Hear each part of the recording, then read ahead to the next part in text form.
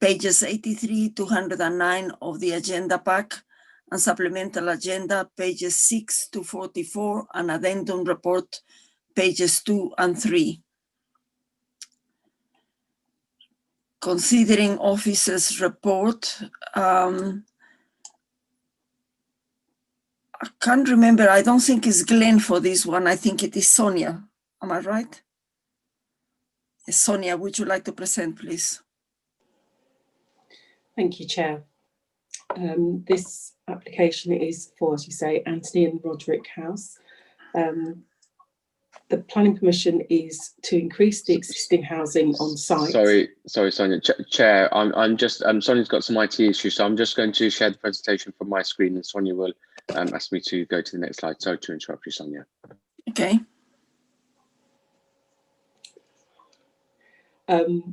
Just the site plan, so page 28.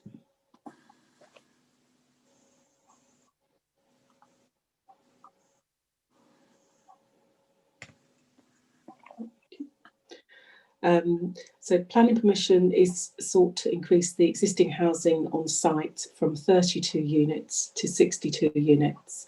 This would be achieved with a combination of infill and rooftop development.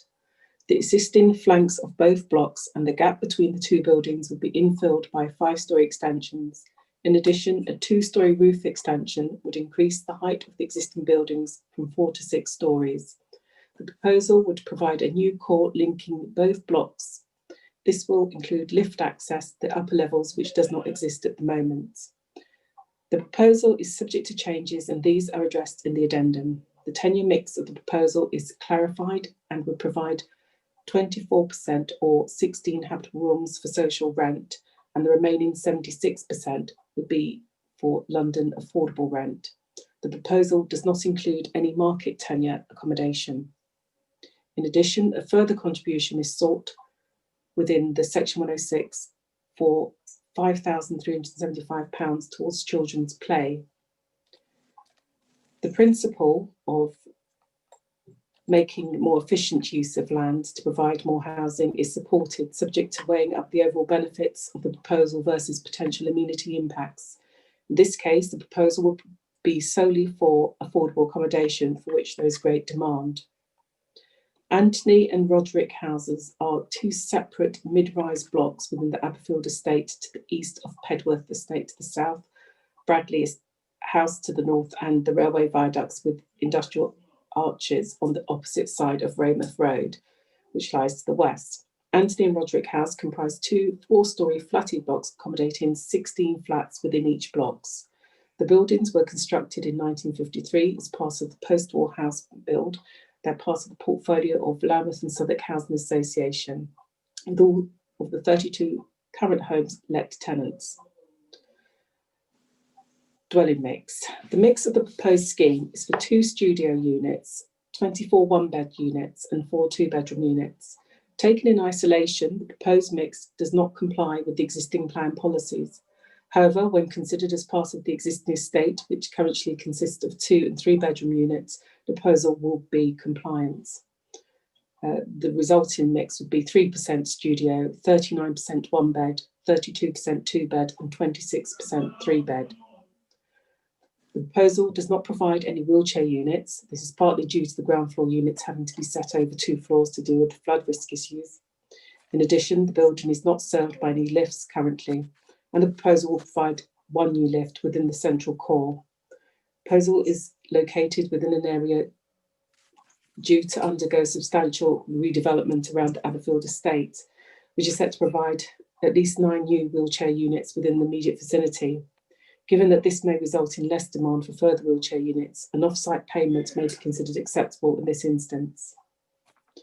Density. The proposal would achieve a density of 629 habitable rooms per hectare based on the existing and proposed units on site.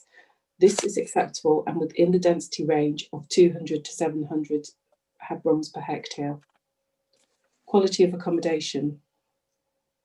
The overall unit sizes would comply with the minimum standards. However, there are shortfalls in some of the individual room sizes. Nonetheless, it is considered the proposal will provide well-proportioned, usable rooms such that any shortfall would not diminish the quality of the accommodation provided. There is a shortfall in communal amenity space of 77.6 square metres, and a contribution to mitigate this is included within section 106. Design. The proposed design is considered to successfully integrate with the existing building. However, conditions are suggested around the materials and more detailed design of the balconies to ensure quality. Amenity impacts. In terms of daylight and sunlight, outlook and sense of enclosure, the existing dwellings within Anthony and Roderick House have a limited impact, although it is noted the location of some of the windows would be relocated to accommodate the end and infill extensions, and this has been raised in objections. The relocation of the windows would still receive sufficient air and light. Impact to adjoining properties. Mossington Gardens are the most affected, especially where the break in the buildings is removed with the infill. Looking at the front elevation, you can see where the infill would sit, and immediately behind there is the Mossington Garden properties sit, and they would have had that break. However, the daylight and sunlight impacts to the surrounding dwellings is generally to levels that would not be considered so harmful to warrant refusal of the scheme. Transport. The proposal does not include any parking, and new residents would be exempt from purchasing parking permits. Car club membership will be offered for a period of 3 years, and cycle storage will be to London Plan standards. There would also be some excess spaces provided for the existing residents to access. New refuse areas will be provided to serve all residents, with 3 new bin stores placed closer to the pavements. In terms of sustainability, the proposal will result in a 36.7% reduction in CO2 emissions, and a payment will be made to offset any the remains of the carbon reduction. The proposal would have a limited impact in terms of construction due to the modular nature of the proposal.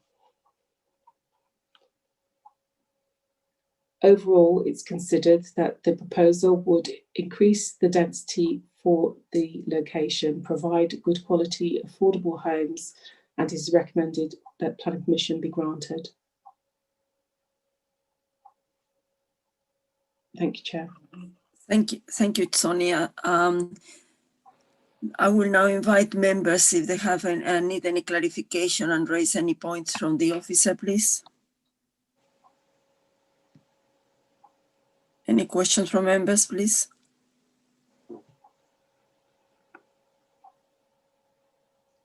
Councillor Noakes. Councillor Noakes, please. Thank you, Chair. Sorry, I was doing the old-fashioned putting my hand up. I can't see you, so I didn't. Okay.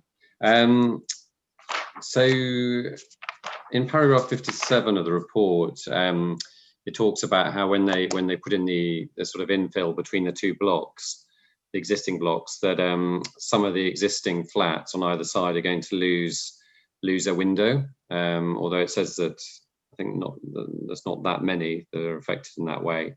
But I just wondered, and maybe this is something I need to ask the applicant, but is there any sort of compensation or in relation to that loss of window? And does the council have a position in regards to? I mean, I know we're saying that it doesn't seem to have a major effect, but I think I'd be a bit upset at the loss of window. Yeah, when you look at the, I was going to go back to the floor plan where the first floor plan, even you can see where those windows are located. They're very small rooms, so the applicant is. Just going to have a look. Okay, look. You see these green lines on the plans. Yeah. So these green, those are the locations of the windows within the existing units, and you can see where they've pointed the arrows to show where the windows would be relocated to. Oh, so they get some extra space, do they? No. No. They just get a window. That looks like it's in the new property, though, not their property, is it? No, the the window is in their building. So oh, I see. They're giving them new. They're giving them a new window, or they're just. Yeah, they're giving them a new window. Ah, okay. And you can see that's instead of the window they have at the side, they get a window to the front. Okay. No, that's fine. Right, I understand that. Okay, thank you. And that's obviously being done for every flat that's affected in that way. Yeah, so the ones at the end. So you've got these flank elevations which have got these windows on the side, in the centre, and at the flank ends where the bookend extensions are being proposed. Okay. Thank you.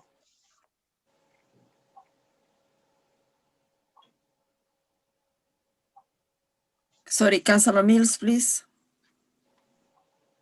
I just wondered whether you could tell us a little bit more about the housing mix and the argument that if we look across the whole estate, the units kind of don't seem so out of kilter. It was the studio, a one-bedroom units. We don't use that, you know, if we were kind of, you know, building in the middle of a, you know, a terrace street, and we suddenly put, you know, kind of 20 studio flats there, we wouldn't justify it because of all the surrounding properties being 3-bedroom terraces. So I just want to understand what the housing mix is again, and why we're accepting it, and whether we are using that kind of across the whole estate reason as the reason we're accepting it. It's just these 2 blocks, so that it's not part of the wider estate. It's just these 2 blocks that sit together, and currently they have I think it's 16. It's divided between 3 beds and 2 beds, so they don't have any 1 beds or any studio units at the moment.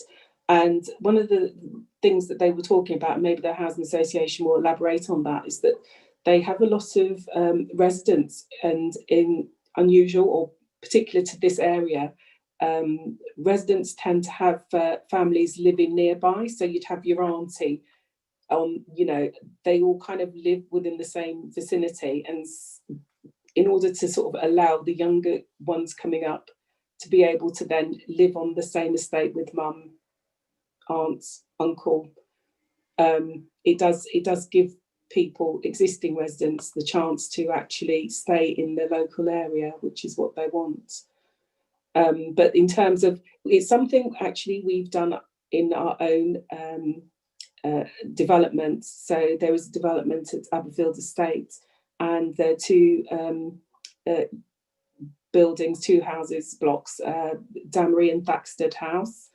And again, we did look broadly at the existing tenure mix and allowed for some flexibility in the tenure mix in order to accommodate these smaller units. But we're not suggesting that, you know, you could do this in a, as you said, in a street where you've got 3-bed units and say, oh well, there's lots of 3-bed units, let's have 1 beds. This is really about looking broadly at a very specific, 2 very specific blocks which have just 2 and 3-bed units, and mixing, putting different tenures and different mixes. Just then allowing them, Lambeth and Southwark, to accommodate their existing tenants as well as new ones. I mean, the case you're making that, you know, it works for existing residents to stay on the estate, I think, you know, kind of it sounds like it has merit. I kind of am less comfortable with the idea that we would treat kind of street properties differently to how we might treat an estate. But I mean, I guess we can draw that out later on in the discussions. If I may, Councillor, just to sort of come on to that point, I think here we see very much this is an extension to an existing building. So this is an existing block of flats that's being developed, and it's not a standalone. application before you today, whereas using your example of a block of flats in a terrace street, that would be a standalone building, a new development which would need to comply. So I think there is a difference there. And okay. Are you happy with the answers, Councillor Mills? If I can maybe take it up. Yes, Councillor Seaton. Yeah, because of course, Councillor, it's useful having Councillor Mills here. Of course, we obviously think alike. But of course, paragraph 30 maybe. I suppose what I'm going to ask the officer, if you could maybe point to the policies statement that would allow us as a committee to view this as something other than a standalone development, and therefore application, and therefore we consider it on its merit. So can you just give us, first of all, the policy basis upon which we might make such a decision? Which policies are we referring to?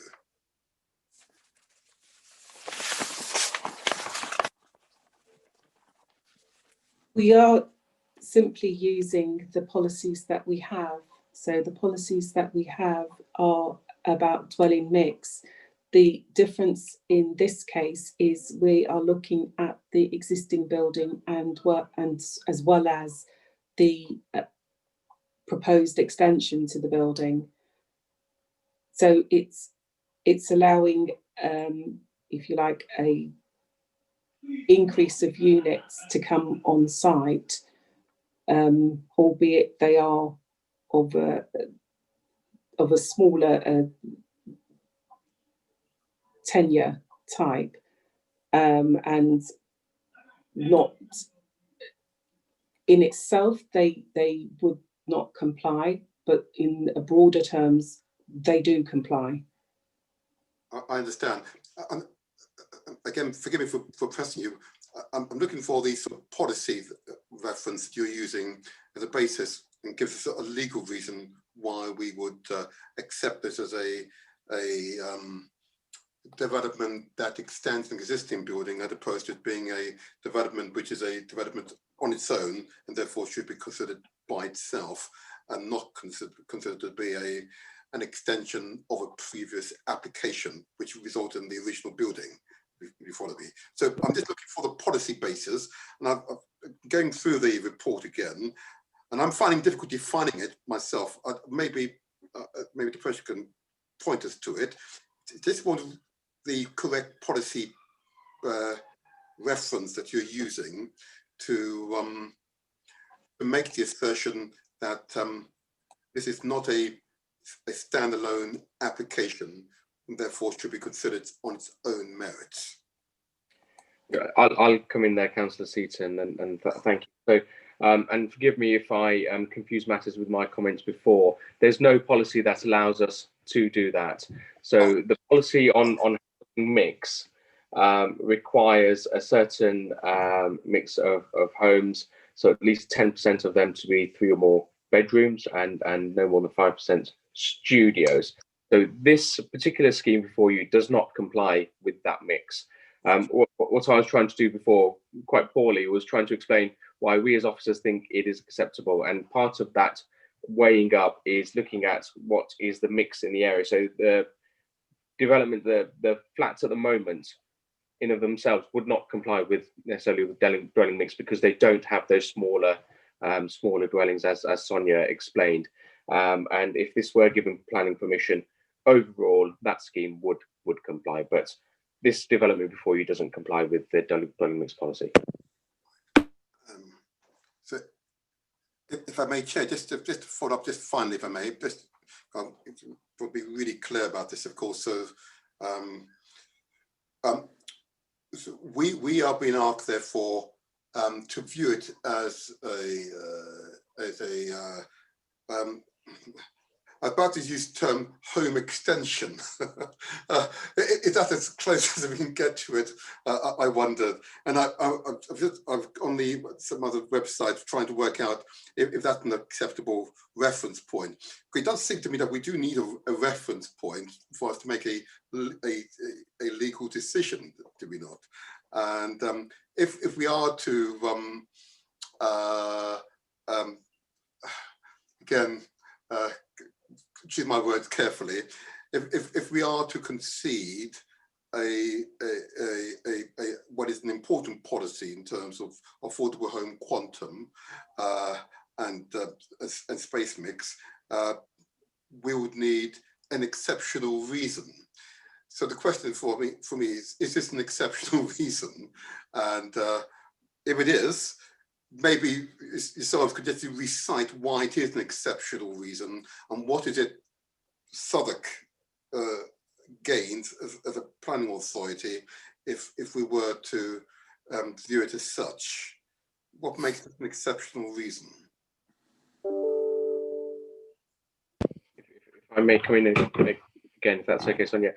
So the reason you're looking for, and I suppose the reason for that we have in mind as officers, is the fact that as a result of the whole scheme itself would provide for that mixed and balanced community through the current building and the extension.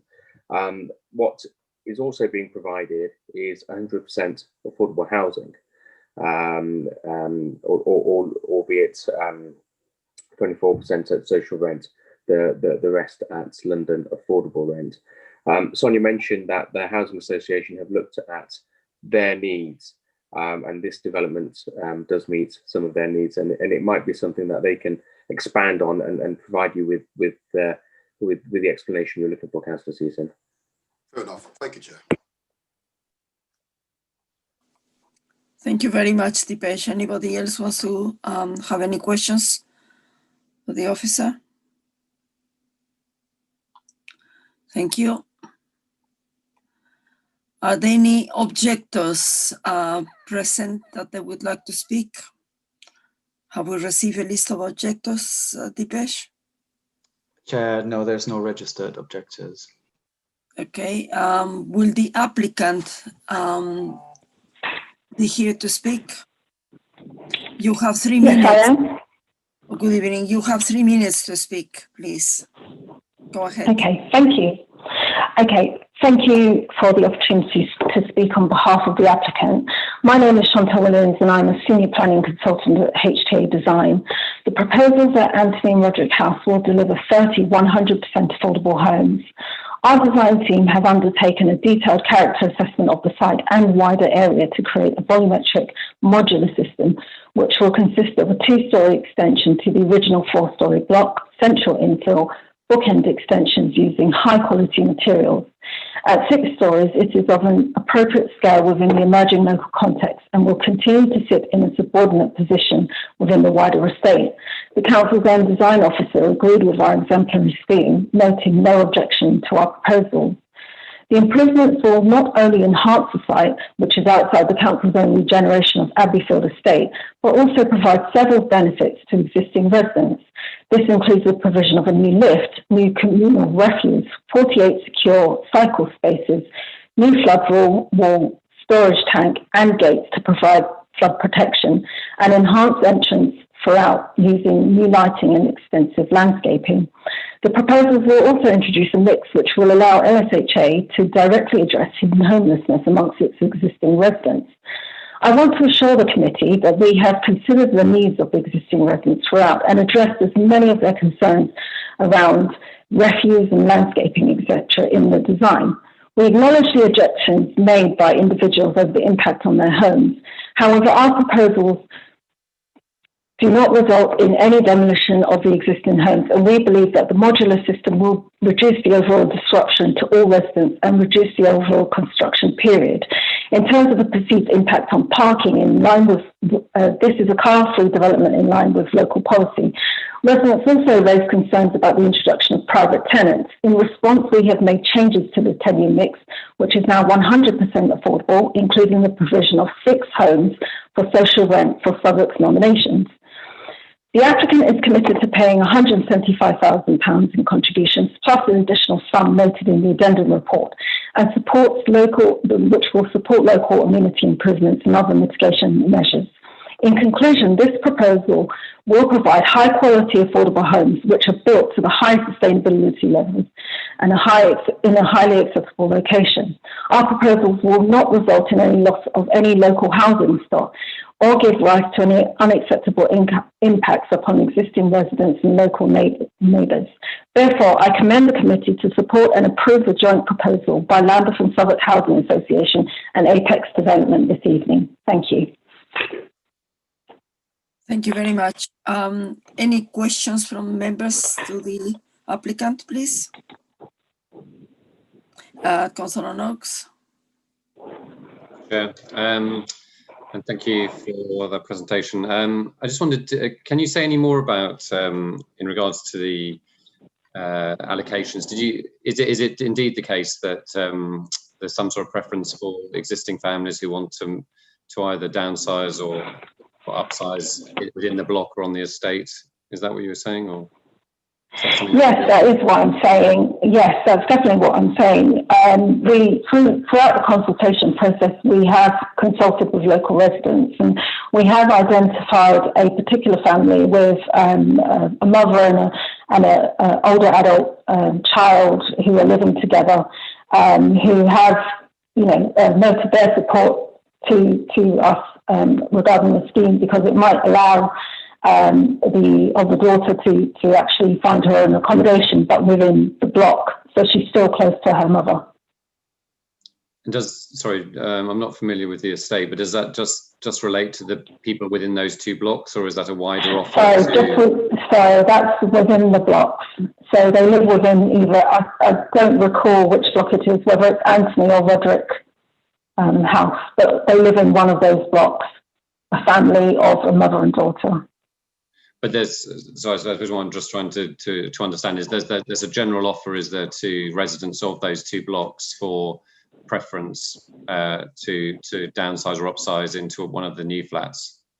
Is that right? There is, yes, there is. Perhaps Angela Bailey can come in on that. She's from LSHA. Hi, yeah, I'm from LSHA. Yeah, we have families during the consultation who are willing to downsize in order for their adult children to have one of those new flats. So we are looking to rehouse and, sort of move tenants around and give up. People are willing to give up family dwellings and downsize for a two-bed property for their adult children to obtain one of the studio flats or a one-bedroom property. But we are also willing to work with Southwark Council in the allocations, because it is about providing homes for, the community, people in Southwark as well. So yes, we will be working with Southwark in, getting allocations, nominations. Okay, thank you. Councillor Mills, please. Maybe the answer's covered it. I guess it's the point I raised with officers. Kind of like, are we genuinely getting the best mix we should? And if this is a mix that kind of, isn't necessarily policy compliant, is it a mix that truly reflects what residents on the estates are saying that they need? And are they going to actually be able to access the properties? Is the kind of, nomination or kind of, the allocation system, will it do that? Will it preference local residents? Thank you. Does anybody else have any questions? Councillor Seaton, please. Thank you, Chair. A few questions. I suppose my first question, notwithstanding the answers to questions a moment ago, is the ratio of social to intermediate rent properties. Is the applicant saying that the majority of those families want to either extend or relocate are in the intermediate section and not the social. Maybe answer that question first of all. I'm not seeing, the report doesn't elaborate on that in any way. Well, coming from, in other words. I suppose that's, are you saying about the market rents? Sorry. They're done. Sorry, could I possibly come in? I'm also from Lambeth and Southwark. I think I may be able to answer that question a little bit more detail than Angela Bailey. Right here. My name's Angela Wheeler. Go ahead. Thank you. So I think we just need to clarify that they're not intermediate rents. They are London affordable rents, which are benchmark rents set by the GLA. And they are the second lowest rents to social. So they're not intermediate. They are London affordable rents. And just again, just clarifying, is the demand for these extensions from these social rents or from the other tenures that are on the existing estate?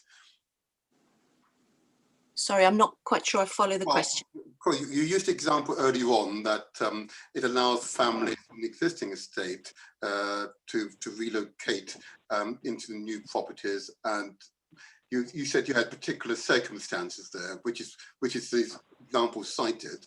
I'm just trying to understand, is the demand for these additional dwellings on the estate coming from the existing members, existing residents, or is it from further afield?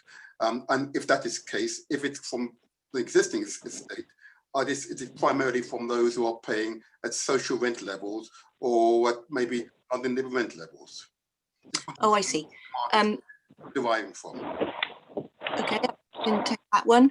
So it will be a mixture of demand from the existing two blocks, which I think we've covered in terms of some of the trying to assist the families to stay together. But the demand will also come from elsewhere, where actually they are paying higher rents, up to 80% of market rents. Thank you. Rather, I'm going to accept your response because my question is pretty clear. I'm trying to understand, because you used the example of an existing family on the estate who want to either go up or move down in terms of size of the dwellings. I was trying to understand if the demand and then therefore the reason for this development is to meet some local demand. But that's fair enough for the moment.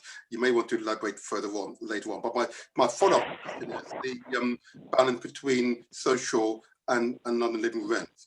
And I note that there's a deficit and it's been met by a GLA grant.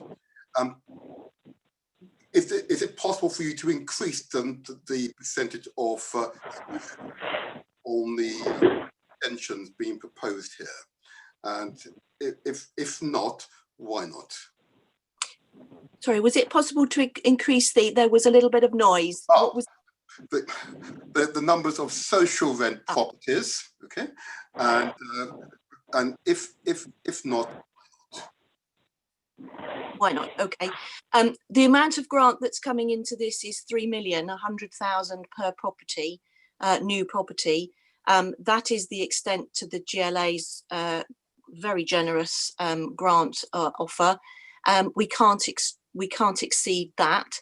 So viability wise, the more social rents that are in the property, the less viable the property becomes, and 6 is currently the maximum that we could offer and still remain viable. Otherwise the scheme would be jeopardized, and no extension and no affordable homes would be increased. So I'm afraid that's the answer as to why we can't offer more.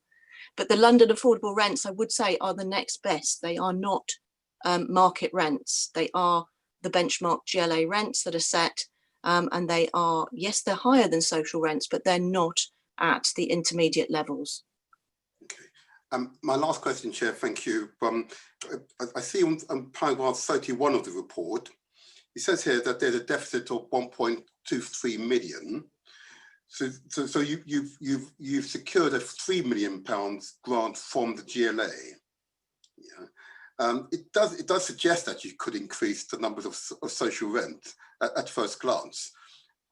Sorry, I'm not sure if you've seen the report. In the report, paragraph 31, it says the viability assessment was submitted and demonstrated that the development has a deficit of 1.23 million. However, the scheme has funding from the GLA, allowing them to proceed with the development. So you said you've got £3 million grant, but the deficit is only 1.23. So my question is, why can't you increase the numbers of social rent, therefore? Can I take that one, please? Yes, please go ahead. It's to do with the thing. Hi, I am Bisan Zamzam. I am with the applicant Apex Airspace, and I'll try and answer that question as best as I can. Just as a clarification, are you referring to the financial viability assessment, which generated a negative land value of 1.2 million? Well, it says here in maybe if you've got the, I think yes, but I just want to refer to the paragraph 31 in the report. If you could bring it up. Yes. Okay. So we agree that we normally, when you do a financial viability assessment, you want the residual land value to be 0 or above. If it's above 0, it means you can provide more affordable housing. If it's below 0, it means that you're generating a negative profit. It means that you're washing out money. So just to kind of pick up on what Angela Wheeler was suggesting before, is that financial viability assessment was run on the basis of 100% affordable, London affordable rent. Back in May, we were asked to include social rent. We accepted that. That has very late in the day been further increased to 25% in terms of social rent. If we do increase that, we're looking at a negative land value of circa, we would have to run the number, but we're talking about a 2 million negative land value, which means the 3 million grant loan facility from the GLA wouldn't cover that, because on top of that comes the construction cost. So I hope that explains why increasing it would push and would result in the development not coming forward, because it means that Lambeth Southwark Housing Association would have to go out and find further funding to deliver the development. Thank you. I won't ask further questions for now, Chair. Thank you. Councillor Mills. I guess I just want to kind of probe a bit further what I think Councillor Seaton was getting at, and kind of what residents on the estate are kind of asking for in terms of unit mix. I'm finding it hard to believe that somebody who is in a 3-bed social rent property would want to downsize to a 2-bed London rent property and a 1-bed London rent property. So I think I'd like to kind of understand more fully exactly kind of what surveying of residents has been done to come up with the tenure mix, both the tenure mix and the unit size mix that you've ended up with, and that we're not just going to kind of we're not being told that so that we end up with a load of studios and 1-beds. I think, sorry if I may answer that question. I think yes. There's two ways at looking at the bedroom mix and why it is the way that it is. So one is we're working with a existing footprint when we're building on top. So we're delivering airspace units, and we're trying to maximize the number of homes that we can deliver, subject to design, subject to room size standards, subject to flat sizes, as well as design and quality of the design. So, and when you deal with airspace development as well, what you need to think about is also the structural, because you want to utilize the existing structure, which means that it will generate smaller flat sizes, hence the 1-bed, hence the 2 beds. So where we have introduced larger units, such as 2 beds, is in the infill and the bookend. And you can see on the layout of the plan that the bookend and the infill protrude slightly compared to the existing footprint. So that's one way of generating the numbers of what's being delivered. And I think our architect, Paul Maddock, can also explain a bit about the layout in more detail. The other aspect of it is, and perhaps Angela Bailey, you can correct me if I'm wrong, the existing rent levels are based on London affordable rent. So the 3-bed that's being decanted into a 1-bed and a 2-bed is more than likely to be decanted into London affordable rent, which means that the remaining social rented units would remain open for other Southwark residents who are in need. And also building on top of what Angela Bailey said before, is that we're more than happy to work with Southwark Council to ensure that, you know, it's people in need that get nominated for those flats. And I also believe that there's criteria in the section 106 that obligates us, Lambeth Southwark Housing Association, to adhere to those requirements in terms of income, rent level, rent caps, and there's an also affordable monitoring report incorporated into that section 106. So I think we are covered in terms of ensuring that it's people in need, not just people who live in the block, but also across Southwark that gain from the social rented units, but also the London affordable rented units. Does that answer your question, Councillor Mills? Is any more questions? It's fine for now, yeah. Thank you. Any more questions from members? No. Thank you very much for your presentations. And so can we now move to, there is anyone present who lives between 100 meters of the development site that wish to speak on support of the application? Yeah, no one registered to speak in that slot either. Thank you very much. Are there any ward councillors in here that wish to speak tonight? I don't think there's a ward councillor present, Chair. Okay, thank you very much. So can we go into the debate? So can you please, if you have anything else to say, any of the members, can you please speak now?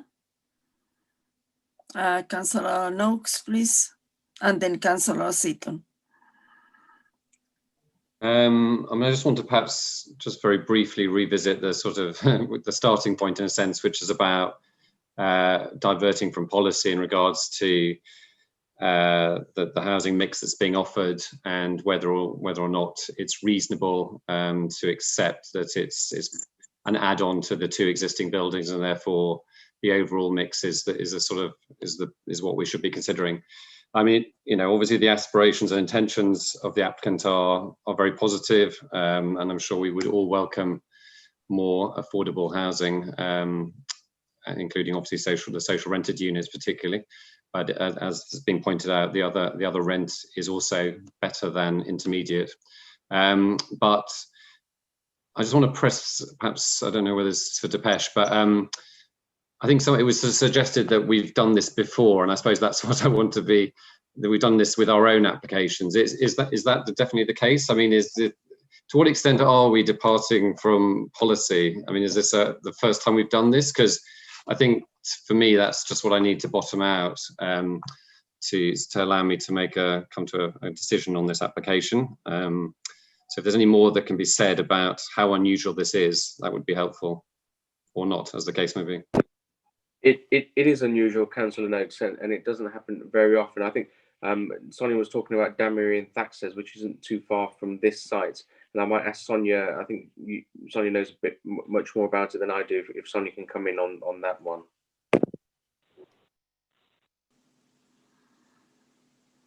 Okay, thank you, Councillor. Does that answer your question, Councillor Noakes? No, I'm going to find the report. Oh, sorry. One, okay. And then sorry, yes, and then I will actually come back with that. Yeah. Go ahead.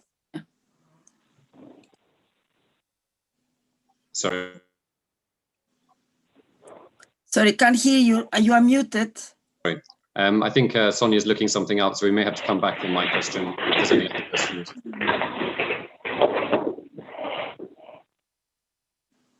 Sorry, did you hear that? Sonia, Yes, are you? yes, I did. I'm just going through the report for that one now. Chair, I think we might have to come back to Sonia in a moment. Yes, okay. Councillor Seaton, please. Thank you, Chair. Maybe the question initially for Dipesh and Sonia anyway, but so this is a departure from policy. We don't have a policy, so we are being asked to extend discretion on this occasion. But the applicant made reference to the viability. I asked a question about the ratio from social to other rent types. And I'm particularly concerned about that because, of course, wherever possible, we should gain the maximum number of social rented wherever possible for the reasons which the applicant has outlined. What I'm a little confused about, and always in this stage, now that we're outside and we are free floating, as it were, is how to assess viability. Because the applicant used the term land values, but we're building on top of the applicant's building. You know, it's their building. You know, so I'm not. I've just looked up and I'm not quite computing how land values relate to this application, because it's their building and all they're doing is building on top of it. So can you just explain to us, maybe Dipesh, how the viability scheme would work in examples such as this? How is it working? Because at the moment, it just simply doesn't make much sense to me at the moment. I think in the case of a scheme like this, some of the usual costs that would go into a redevelopment site, such as land acquisition costs, wouldn't be there. So the value of the land that there is, and that's the value effectively of the properties there, and into that comes the rental income for the housing association, and then factor in the construction costs and the value that would then, and then take that away from the value that would then accrue from the rental income, and it's just that sort of the usual residual land value that would then come out of that. And I think that's how the viability assessment has been done. It is, as you say, a little bit unusual in the sense that it's a site that's being extended rather than a site that's being redeveloped. But just coming back to your question about social rent, this is proposing 24% of the whole quantum as social rent. Our policy at the moment requires 35% affordable housing, of which 70% should be social rent. So that 70% of the 30% worked out over the whole quantum equates to 24.5%. So effectively, the shortfall of social rent is 0.5% or one room in this case. You are muted, Councillor Seaton. Can you unmute yourself, please? I have. Thank you. Thank you, Chair. You said the entire quantum. You're talking about the existing estate plus the new development. Is that what you're referring to, or are you referring solely to the extension? No, I'm just referring to the extension there, Councillor Seaton. Oh. So forgive me, in the report, where would I read that in that case? I'm sorry. That's in the addendum, Councillor Seaton. So that was something that has changed relatively recently, and so if I can draw attention to, I'll just pull up the addendum. It's page 2, paragraph 7. Thank you, Chair. Thank you, Chair. I'll read that if I may. Thank you, Chair. Thank you.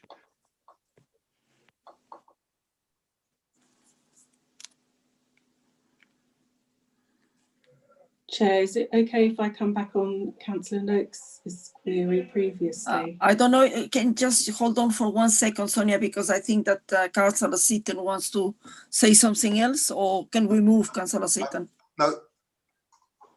Yes, Okay. you continue. I'm just going to start. Okay, Sonia, can you answer to Councillor Noakes, please? Sure. So the question was about whether we had done this ourselves, and I did cite Danbury and Thaxted, which is the two blocks just on the Applefield estate. And what happened in that instance was, again, the two blocks were looked at as one, and the scheme itself was for 25 two-bedroom units and three three-bedroom units. So it didn't have a compliant dwelling mix in that there were 89.3% two beds and 10.7% three beds. But when they looked at it, they looked at the two blocks, and the two blocks don't stand side by side in the same way that these two blocks do. They're slightly apart from each other, but they're very similar blocks. And they said that all the proposed units would have 2 or 3 bedrooms, while the percentage of the proposed units containing 3 or more bedrooms falls short of the 20% minimum requirement. Danbury and Thaxted Court presently contain a large proportion of 3-bedroom units, and so the entire scheme, new and existing accommodation, would meet the minimum policy requirements for large units. As such, the scheme would provide a good mix of unit sizes, making a valuable contribution to achieving mixed and balanced communities. And that was a scheme not that long ago, 2017, that went to committee. Essentially, though, our point is that the reason we're officer recommendations to divert from policy is that we're getting 100% affordable housing. That's essentially exactly. That's exactly what was happening in that case. And you know, we feel as officers that we want to try and maximise the amount of affordable housing where we can, and without compromising our own standards. And we try to be look at everything in the whole, as we've done with that case in that instance, and we're doing in this instance here. And what you're saying is that we're reassured by the fact that if you look at the existing mix and you add the new mix, the new proposed mix, that actually then it becomes pretty much policy compliant, and that's also another reason why we're prepared to divert from policy. That's correct, yes. Okay. Thank you. Thank you, Sonia. Councillor Seaton, I'm proposing to take Councillor Mills' question first and then come back to you. Councillor Mills. Thank you, Chair. I guess I'm not desperately happy with the second of the reasons that Councillor Noakes just gave. I know he's not that he's kind of advocating them, he's repeating them. That you know, that because of the overall quantum, we're satisfied. I am a bit worried about that being a good enough reason. If we're getting good quality, affordable and social housing, maybe that is a good enough reason. I just think there seems to be a bit of a difference between the kind of mix that we accepted on, I didn't catch the name of the properties that Sonia was talking about, and this property, you know, where we're primarily getting 1 beds, and I think it's 16 1 beds, 2 studios and 12 2 beds, versus much higher number of 2 and 3 beds on that example. So what is it about this scheme that means that we're prepared to go even further on accepting what looks like a poorer mix? Would be my query, but sorry, somebody's not on mute. They are now. Sorry, thank you. I think. Sorry, can I cut in there again, please? The lady who spoke as the applicant, you keep unmuting yourself and there's a lot of background noise on your telephone line. So could you please mute yourself? Apologies. Okay, so I think it's overall it's what we're looking at, and it's the same, that the principle is the same. I get the point that you're making in that was there were different mixes in terms of there were a lot of but in that instance there were a lot of 2-bed units and not a lot of anything else really. And in this instance, it's probably the case to say that there's a lot of 1-bedroom units. But the principle of what was done was the same, in that they were both estates, both blocks that had larger units or smaller units. And so they were trying to maximise the amount of accommodation that they could get for as affordable. So it's, I suppose the decision we need to make is, are we comfortable taking lots of smaller numbers? Because it seems to be that because we're building on top of the building, we're effectively constrained in what we can get. So the alternative is to not get anything. This is not a site that we've necessarily come back to with, you know, loads of 4-bed units on the roof of this building. We're saying, if you want any expansion upwards, you're probably going to have to take small units. Well, not small in size, but the 1-beds, not the family sized units. And we need to make a call about whether we're comfortable with that. Yeah. And actually what I should have said as well is that in the example that I raised with Damery and Thaxted, they already had their existing 1-bedroom unit was 54.2%. So they had a high level of 1-bed units. So the council came in and balanced that out with the 2s and the 3s. So then by the end of it all, you ended up with a mix that was compliant in the same way that this would do with this scheme. I think there's a broader issue about how we are treating different communities, and kind of how we might be using this as a justification on what's viewed as an estate versus how we might or may not use it in other areas. But that's probably not for hammering out this evening, is it really?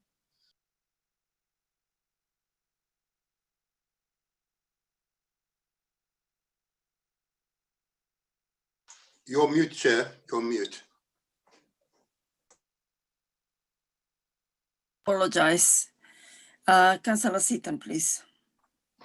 Thank you. And I'm grateful for Councillor Mills' follow-up questions. I've read it, now I've digested the addendum report finally, and I know that will please Dipesh. So I won't question you further on our policy, and I can see that this particular extension, and I'm going to refer to it an extension, comes out at 24%, and we're being asked to consider that. But of course, the broader context is for us to take a view, because we don't have a policy statement to support this recommendation. I think I'm satisfied, notwithstanding the differences in the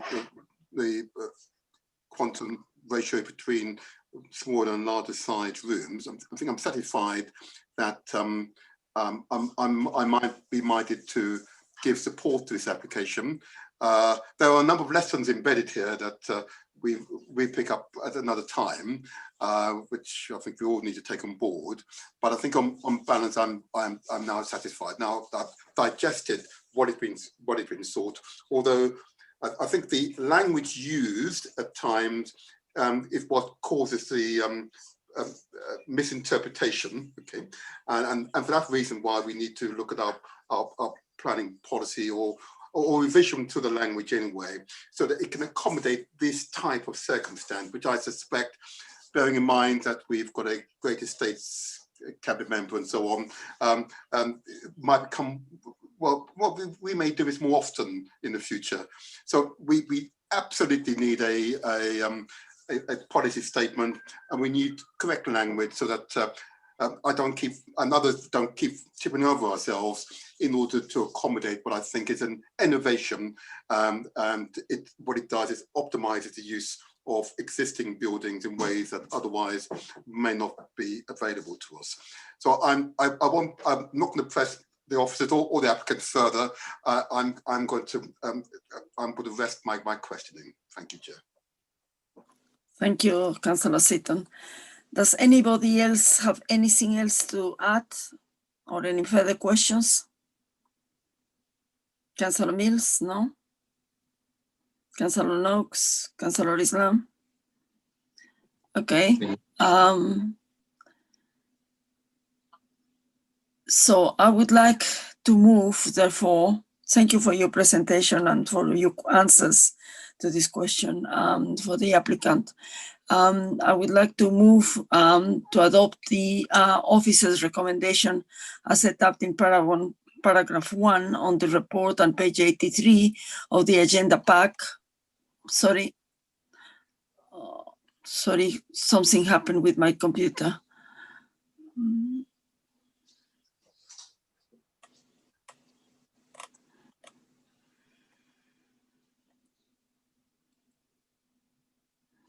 Report on page 83, agenda pack of page number 3 of the supplement agenda. Recommendations to grant planning permission subject to a legal agreement being signed, or in the event of a legal agreement is not signed by the 30th of October 2020, the Director of Planning be authorized to refuse planning permission for the reasons detailed on paragraph 88 of this report. Does any member of the committee wishes to second this? I'm happy to second, Chair.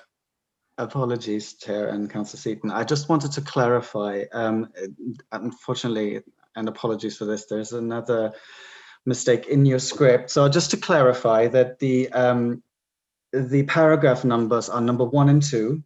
The page number of the main report is 85, and it's page 8 of the supplemental agenda. And the paragraph in number that's referred to in the second recommendation should be paragraph 87, not 88. And apologize, that is what I have been. Not at all, Chair. It was wrong in your script. And also, obviously, it should include the conditions that are mentioned in the report. Okay. So does any member of the committee wish to second this with those amendments? Seconded, Chair. Thank you very much, Councillor Seaton. Before the committee proceeds to the vote, any member of the committee may to speak on the motion or propose of the an amendment. So we now move. Oh, sorry, Councillor Noakes. Well, it's just to say that I'm minded to approve. I suppose on the basis that I don't want the sort of perfect to be the enemy of the good, and I think probably the benefits outweigh the departure from policy, and taking into account the sort of limitations that exist on this site. But I agree with Councillor Seaton that I think we need to sort of perhaps revisit our policies, or just be clear that we're able to deal with what might become a much more frequent type of to make sure that we're comfortable with what we are voting for and voting against. Thank you. I endorse that. Thank you very much, Councillor Noakes and Councillor Seaton. So can we move into the vote, please?